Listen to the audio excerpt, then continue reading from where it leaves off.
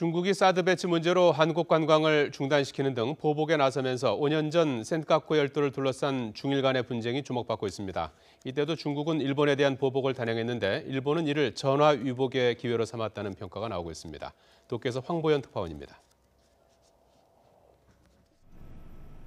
일본과 중국이 서로 자기네 땅이라고 주장하며 줄곧 분쟁을 벌여온 센카쿠 열도.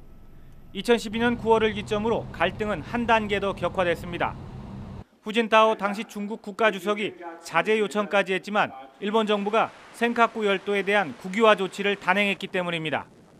あの島がね、もともと中国のシナの領土でね、シナの政府にとってね、革新的な国益であるという主張そのものは荒唐無稽でね。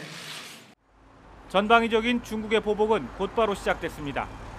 중국에서는 연일 반일 시위와 일본 제품 불매 운동이 이어졌고 일본 관광 제한 조치가 내려졌습니다. 이로 인해 일본 제조업체와 관광업계는 큰 타격을 입었습니다. 하지만 피해를 입은 건 일본만이 아니었습니다. 중국의 일본에 대한 수출액이 줄었고 중국 내 일본 기업이 타격을 입으면서 중국 내 고용도 함께 감소한 겁니다. 2년 동안 말 그대로 치킨 게임을 벌이던 두 나라는 2014년 9월 화해를 위한 대화 채널을 가동했고 결국 중국의 제재 조치도 유야무야됐습니다. 그 사이 일본은 유사한 사태가 재발할 것에 대비했습니다. 중국에 대한 수출 의존도를 줄이고 중국에 설립한 공장을 동남아로 분산시키는 등 제2의 보복에 철저히 준비한 겁니다. 또 정치 안보 분야 문제와는 별도로 중국인 관광객 비자 발급 요건을 완화하는 등 중국인 관광객 유치에 전력을 기울였습니다.